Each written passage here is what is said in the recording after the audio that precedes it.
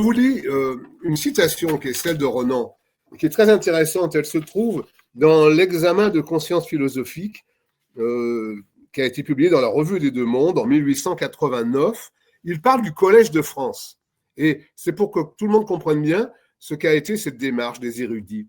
Le Dieu qu'on y prêche est ce qui donne sens à l'histoire de l'humanité. C'est l'univers prenant conscience de lui-même grâce à la méthode expérimentale du scientifique moderne. L'existence d'une conscience supérieure de l'univers est bien plus probable que l'immortalité individuelle.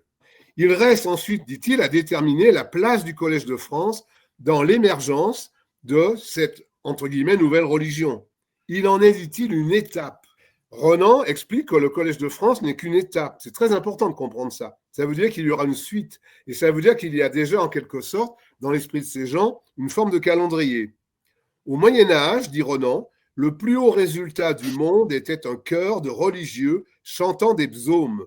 La science de notre temps, répondant au désir qu'a le monde de se connaître, atteint des effets bien supérieurs. Et c'est là qu'il y a cette phrase que je vous ai lue.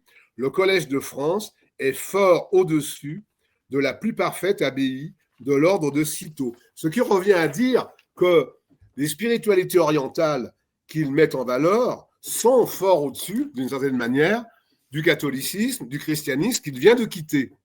Alors je vous donne quelques dates. En 1814, vous avez la chaire de littérature chinoise et tartare qui est attribuée à Abel Rémusat jusqu'en 1832.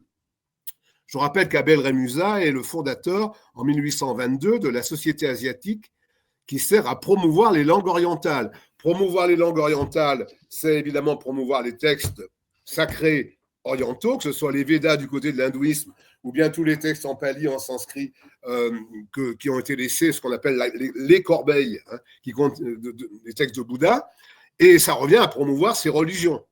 En 1829, vous avez, alors ça, c'est pas le bouddhisme, mais c'est aussi, d'une certaine façon, l'Orient, la chaire d'antiquité égyptienne qui est donnée aux formations Champollion.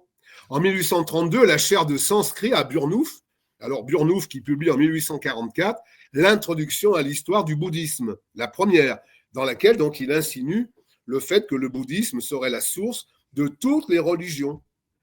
Et je vous parlais de son cousin, Émile Burnouf, qui développe cette thèse.